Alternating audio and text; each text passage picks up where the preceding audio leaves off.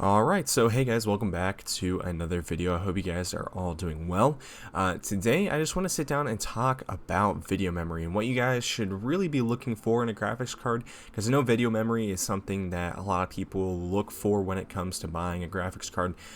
So today I just want to talk about what you should be considering when it comes to your video memory configuration, what kind of card you should be looking for. And yeah, hopefully giving you guys some useful information. So before we get into the video, make sure that if you guys do end up enjoying it, to leave a like. It really helps me out. And if you guys want to see more content like this, make sure to hit that subscribe button. Alright, so first off, let's just talk about what video memory is. So this is just kind of a basic diagram of a graphics card. And as you guys can see here, we've got the GPU itself. So this is like the die. This is the actual processor itself. And then we've got the video memory chips here. So you've got a bunch of them. So you've got four, so you got 12 video memory modules on here. And really depending on the type of video memory that you have is going to determine the speed at which this runs and the capacity that each chip is going to hold. This could be a 6 gigabyte card because, you know, who knows, it could be half of a gigabyte on each of these memory modules, or it could be a 12 gigabyte card, or it could be a 24 gigabyte card. We don't really know. You know, the capacity of each of these modules.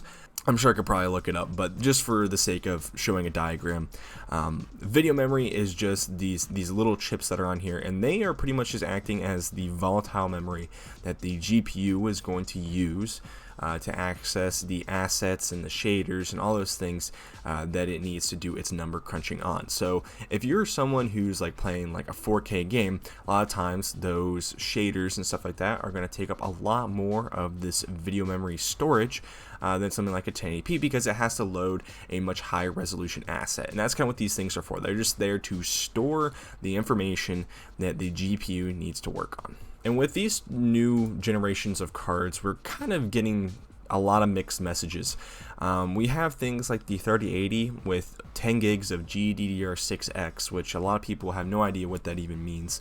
And then you've got things like the 6900 XT, which has 16 gigs. And you're like, okay, so because it's got 16 gigs of you know, GDDR6, it's going to be better than the 3080, which is those correlations aren't really the best ones to make when trying to compare a card to one another. So hopefully in this video we can kind of explain some things. So let's take a look at the RX 6600 XT, and we're going to be kind of getting through the first big thing.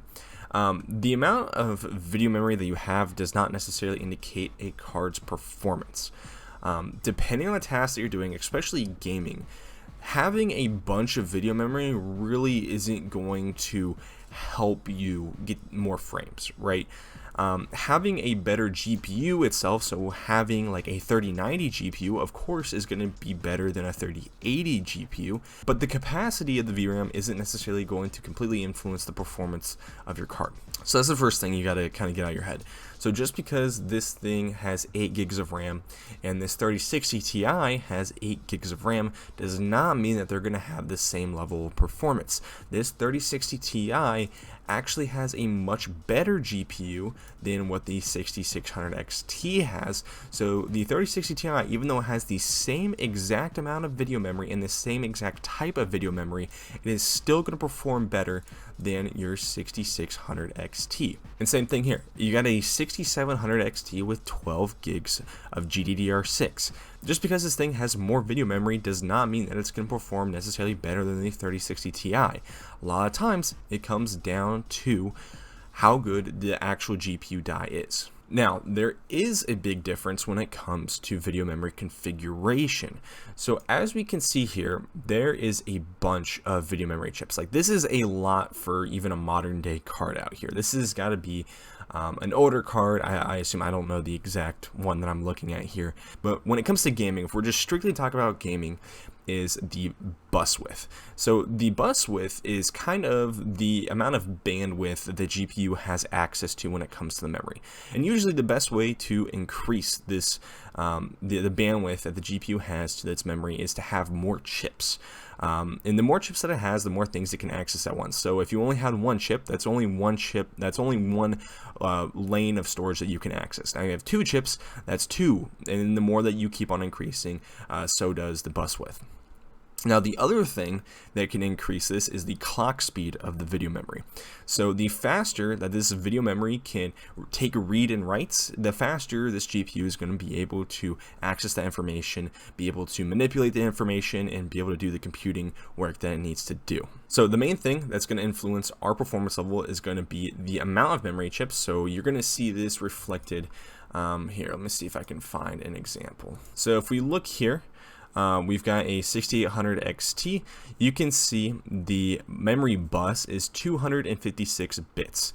And again, this is all because of the memory configuration. This has 8 chips of GDDR6, not GDDR6X or GDDR5. This is GDDR6.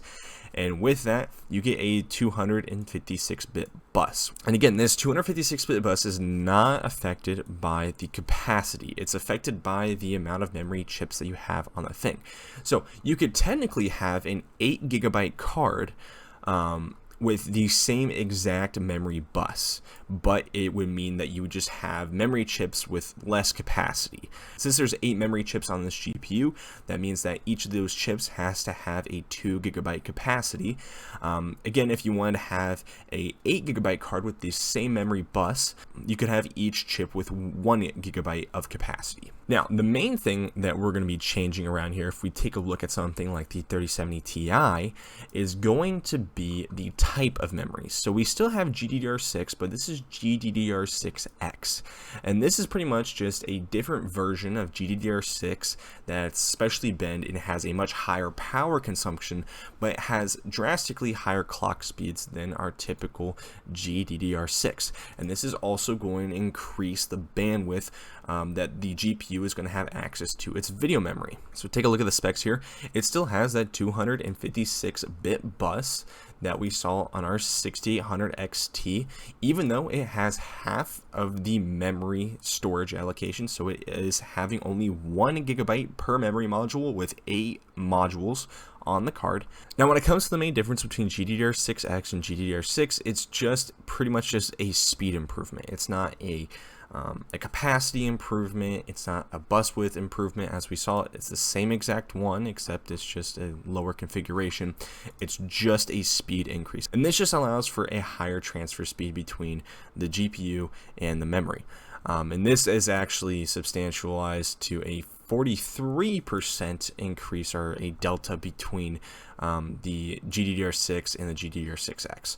So on average, this is going to provide a 43% higher bandwidth between the GPU and the memory, which is good. Having a higher amount of bandwidth between your GPU and your memory is going to allow for that GPU to roughly perform better. So again, bandwidth and capacity, again, aren't necessarily going to be the main factors of improving your gaming experience. If we're talking about things like GPU mining, yes, your memory bandwidth does matter a lot. Having a higher clock speed and having a higher bus width is definitely going to help you out when it comes to mining any sort of cryptocurrency or doing any sort of stuff that might be similar to that workload. But when it comes to gaming, a lot of things that are just being stressed are going to be the textures being streamed in and out of the GPU, and if the GPU can even handle it. And a lot of times when we're playing games, the bottleneck is going to be the GPU itself. As long as you have enough video memory to store the assets that you're going to be using in a game, you're not going to be seeing any sort of huge increase in performance by increasing your video memory clock speed or by increasing its capacity. When it comes to my preference for video memory, I think AMD does a very good job with their current lineup. So this is a 1080p card. This is a lower end card, so 6600 XT, and it has 8 gigs of VRAM. For 1080p, those 8 gigs of VRAM are going to be more than enough. You're not going to have to worry about those assets being loaded onto your system memory. Again, if you run out of video memory, so if you run out of space on your card to store the assets that the game needs to run, those will be stored on your system memory, which is going to be so much slower, and you're going to get performance drops, right? So as long as you have enough for whatever kind of resolution you're playing at, it's going to be fine. So AMD does a pretty good job with this, having this amount of VRAM for a 1080p card, having 12 gigs for a kind of 1440p card, and then stepping up to 16 gigs for anything that's kind of 1440p to 4K is great. 16 gigabytes of VRAM is going to be good for pretty much any game nowadays. I don't think I've ever seen a game even come close to using 16 gigs of VRAM. And then again, the kind of problem with Nvidia is that they're using slower. So GDDR5 is a slower version of GDDR6, so it's going to have a lower amount of bandwidth. It's going to have a lower clock speed as well. And this is only 4 gigs, but again, this is a very low-end card. It's a GTX 1650. And again, this is kind of the main thing that you're gonna be looking for. So it's GDDR5, so it's gonna be slower than what's technically out there.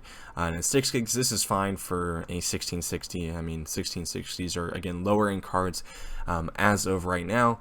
But 6 gigs should be fine for them. And then we look at a 3060 Ti. 8 gigs I think is great for the 3060 Ti, but I think 8 gigs for a 3070 Ti is a bit low. I think it should be 10 gigs because you're going to be playing 1440p games that are probably going to be pushing that 8 gigabyte limit when it comes to storage. Alright, so if we can sum this whole thing up, video memory for gaming really isn't extremely influential unless we're talking about having a capacity shortage when it comes to the game that you're playing, right? If you're playing 1440p games, you're going to need a card with a higher video memory allocation than a lower end card that's only playing like 1080p games. Alright, so if I can just talk about uses here real quick. If you're a professional, going with the most memory capacity that you can get is kind of the way to go. That's why I bought my RX 6800, was because I do a lot of video editing, and the video editors that I use utilize a lot of my VRAM, and I want it to be able to have as much VRAM that it needs to crunch on. So I usually don't get past 10 gigs of VRAM being used at a time,